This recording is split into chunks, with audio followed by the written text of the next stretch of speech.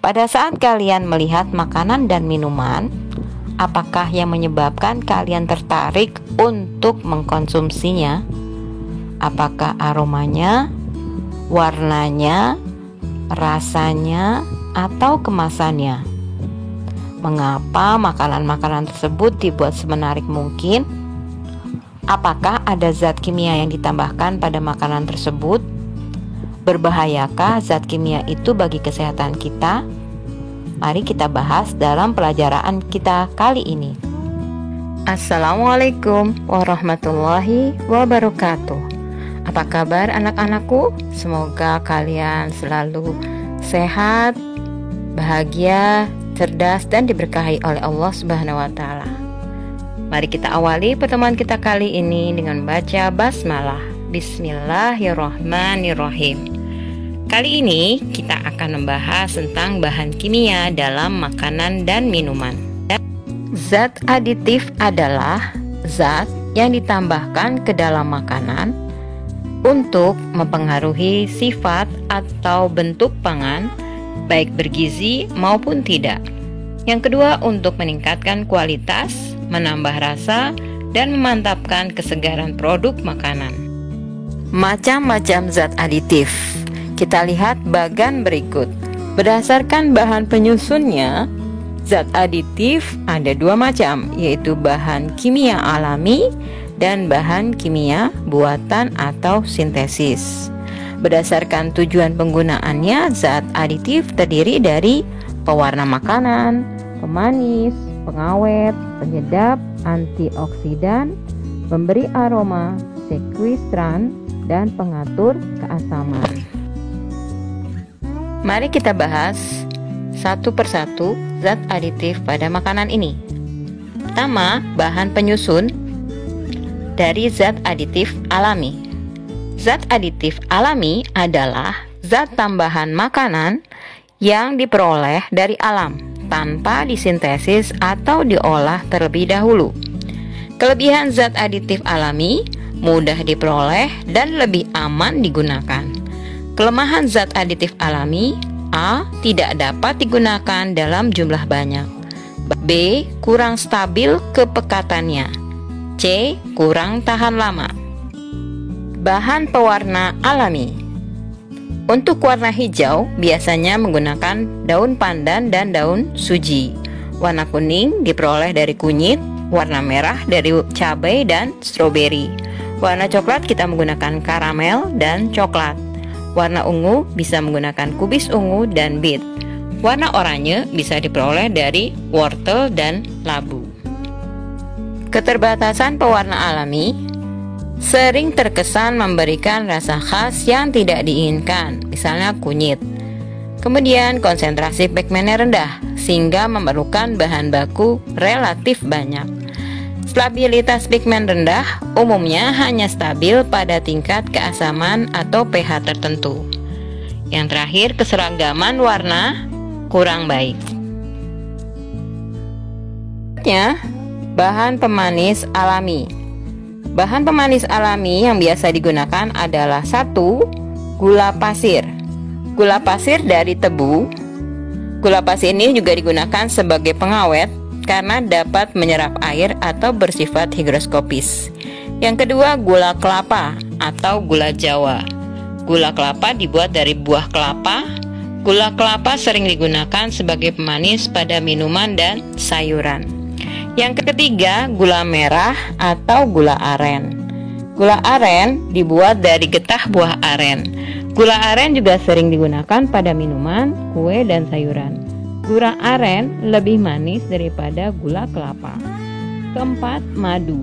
Madu pemanis yang sangat baik karena mengandung zat gizi yang alami.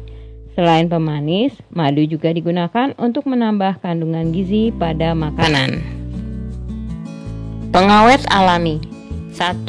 Asap. Contohnya pengasapan ikan. Asap pembakaran arang digunakan untuk membunuh mikroorganisme patogen. Kedua, gula. Gula selain pemanis juga dapat digunakan sebagai pengawet karena dia bersifat higroskopis atau menyerap air. contohnya pada manisan buah. Ketiga, garam. Garam juga bersifat higroskopis, dapat menghambat pertumbuhan dan membunuh bakteri patogen. Contohnya penggaraman ikan atau pembuatan ikan asin. Yang keempat, pendinginan buah. Yang kelima, bawang putih. Bawang putih yang diiris akan mengeluarkan zat alisin yang dapat menghambat pertumbuhan bakteri. Yang keenam, asam cuka atau asam asetat. Asam asetat atau asam cuka 40% biasanya digunakan sebagai pengawet karena dapat menghambat pertumbuhan jamur. Contohnya dalam pembuatan asinan buah dan sayuran. Penyedap alami. 1. Garam dapur. Garam dapur adalah penyedap yang paling banyak digunakan dalam makanan maupun minuman. Rasa asin garam dapur berasal dari natrium klorida atau NaCl. Garam dapur diperoleh dari air laut yang dimurnikan dan ditambahkan iodin yang bagus untuk kesehatan karena dapat mencegah timbulnya penyakit gondok. 2. Bawang putih. Selain mengandung alisin, bawang putih juga mengandung sulfur dan iodin yang tinggi. 3. Cabai merah. Digunakan sebagai penyedap dan perangsang selera makan. Cabai merah juga mengandung vitamin C dan A. Cabai hijau juga mengandung vitamin C dan A, tapi jumlahnya lebih sedikit. Pemberi aroma alami. 1. Daun jeruk. Daun jeruk memberi aroma yang khas, segar, dan membangkitkan selera makan. Daun jeruk juga dapat menghilangkan rasa amis dari ikan, ayam, dan daging. 2. Vanili. Memberikan rasa dan aroma yang harum, biasanya digunakan dalam pembuatan kue, roti, kolak, dan minuman. 3. Serai. Biasanya ditambahkan dalam minuman penghangat dan makanan bersantan untuk menambah aroma. 4. Daun pandan. Biasanya ditambahkan saat memasak nasi agar nasi berbau harum dan tidak cepat basi. Daun pandan biasa ditambahkan pada kue, bubur, kolak, dan es. Bahan pengasam alami. Bahan pengasam bertujuan untuk menghilangkan rasa enek atau mual pada saat mengonsumsi makanan. Pengasaman alami yang biasa digunakan adalah jeruk nipis, jeruk limau, dan lemon. Berikutnya kita bahas zat aditif sintesis. Zat aditif sintesis atau zat tambahan makanan yang diperoleh melalui sintesis atau pembuatan baik di laboratorium atau industri dari bahan-bahan kimia yang sifatnya hampir sama dengan bahan alami yang sejenis. Keunggulan zat aditif sintesis: 1. Dapat diproduksi dalam jumlah banyak. 2. Dia lebih stabil. Kelemahannya dapat menyebabkan gangguan kesehatan, terutama dapat memicu penyakit kanker jika dikonsumsi secara berlebihan. Pewarna sintesis. Pewarna berfungsi untuk memberi warna bahan makanan agar tampil menarik sehingga dapat menarik pembeli untuk mengkonsumsinya. Pewarna makanan sintesis yang pertama adalah Fast Green FCF. Untuk warna hijau biasanya digunakan untuk es krim dan buah kalengan. Yang kedua, Sunset Yellow FCF. Untuk warna kuning biasanya digunakan untuk minuman ringan, permen, agar-agar, dan selai. 3. Brilliant Blue atau berlian biru F. Ini untuk warna biru. Biasanya ditambahkan untuk es krim, selai, jelly, dan buah kalengan. Keempat, coklat HT. Digunakan untuk minuman ringan, agar-agar, dan selai. 5. Poncio 4R. Untuk warna merah, biasanya ditambahkan pada minuman ringan, jelly, selai, dan yogurt. Yang keenam, eritrosin. Ini juga sama untuk warna merah, biasanya ditambahkan pada jelly, es krim, selai, saus, dan buah kalengan. Pemanis sintesis adalah pemanis pengganti gula, baik gula pasir, gula tebu, ataupun sukrosa. Pemanis sintesis yang biasa digunakan adalah sakarin, di mana dia mempunyai tingkat kemanisan 300 kali lebih manis daripada gula. 2. Aspartam mempunyai tingkat kemanisan 200 kali lebih manis daripada gula. 3. Asesulfam mempunyai tingkat kemanisan 200 kali lebih manis dari gula. 4. Siklamat mempunyai tingkat kemanisan 30 kali lebih manis daripada gula. Yang kelima sorbitol, dan yang keenam dulsin. Namun dulsin ini sudah ditarik dari pasaran dan dilarang untuk dikonsumsi oleh pemerintah karena dapat menimbulkan gangguan pada kesehatan kita. Dia menyebabkan penyakit kanker. Tingkat kemanisan relatif berbagai bahan pemanis. 1. Sukrosa dari gula tebu, kemanisan relatifnya 100. Laktosa dari gula susu, kemanisan relatifnya 16. Glukosa juga dari gula darah, kemanisan relatifnya 74. Fruktosa dari gula tebu, kemanisannya 173. Siklamat, kemanisan relatifnya 3500. Sakarin, kemanisan relatifnya 50.000. Aspartam, kemanisan relatifnya 20.000. Asesulfam K, kemanisan relatifnya 20.000. Batasan penggunaan bahan pemanis pada makanan dan minuman yang diatur oleh pemerintah melalui Peraturan Menteri Kesehatan. Untuk sakarin, batasan Permenkes per kilogram bobot badan adalah 50 sampai 300 mg.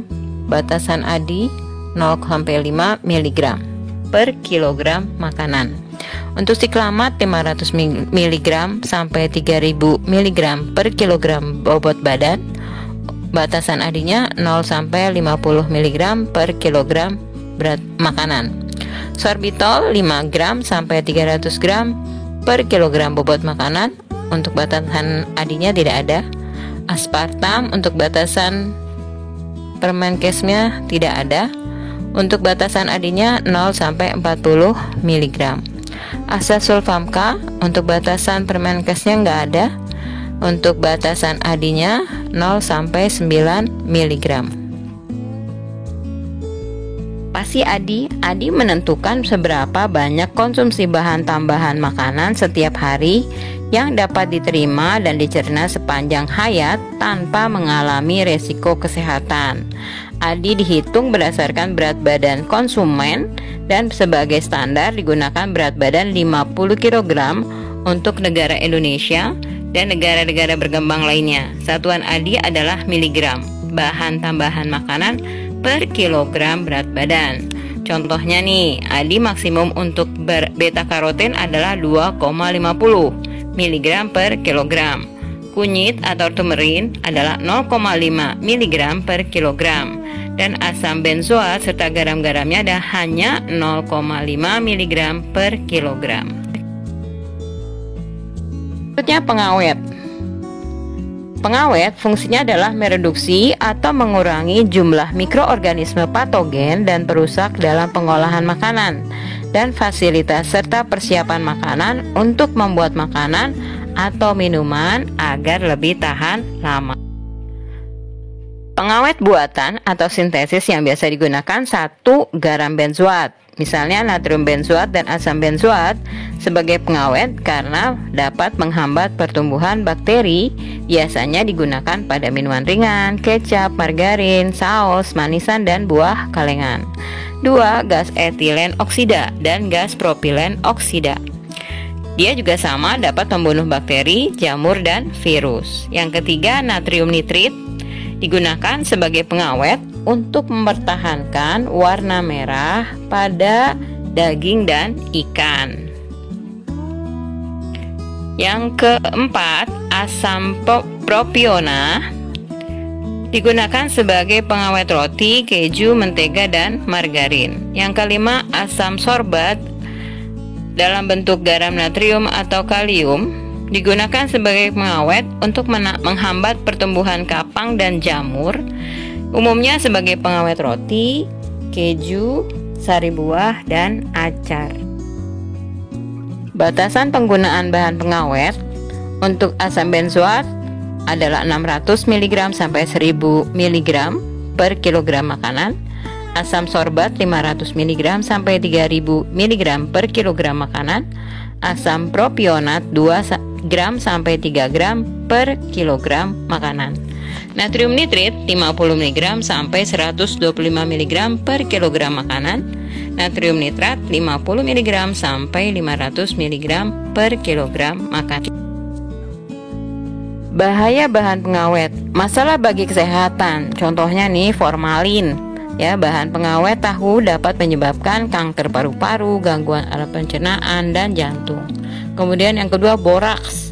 Biasanya ditambahkan pada bakso, ya. Bahan pengawet ini dapat menyebabkan gangguan pada otak, hati, dan kulit.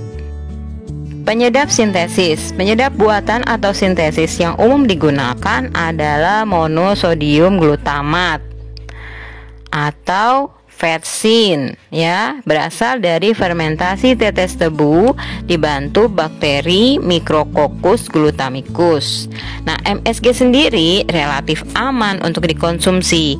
Namun untuk sebagian orang yang sangat sensitif terhadap MSG akan mengalami gangguan gejala Chinese Restaurant Syndrome, yaitu sakit kepala, kulit memerah, berkeringat, rasa kebas, dan terbakar di mulut. Bahkan dampak MSG yang lebih parah, dada terasa sakit, detak jantung lebih cepat dan tidak normal, sulit bernapas, muka dan tenggorokan bengkak. Yang kedua adalah hydrolysin vegetable protein atau disingkat HVP. Yang ketiga garam guaninat, yang keempat garam inosinat. Nah, mengingat begitu besarnya bahaya dari MSG, maka sebaiknya konsumsi MSG mulai dikurangi, kalau bisa sih dihilangkan. Ya, karena gejalanya sangat mengganggu buat kesehatan kita. Nah, sebagai evaluasi pada materi hari ini, silahkan dikerjakan dan dijawab pertanyaannya. 1. Apakah yang dimaksud dengan Chinese Restaurant Syndrome? Yang kedua, mengapa formalin dan borak dilarang penggunaannya sebagai pengawet makanan? Demikian video pembelajaran kali ini. Terima kasih sudah menonton. Jangan lupa di like, subscribe, dan share ke teman-teman kalian. Kita tutup dengan baca hamdalah alhamdulillahirabbil alamin wabillahi taufiq wal hidayah. Wassalamualaikum warahmatullahi wabarakatuh.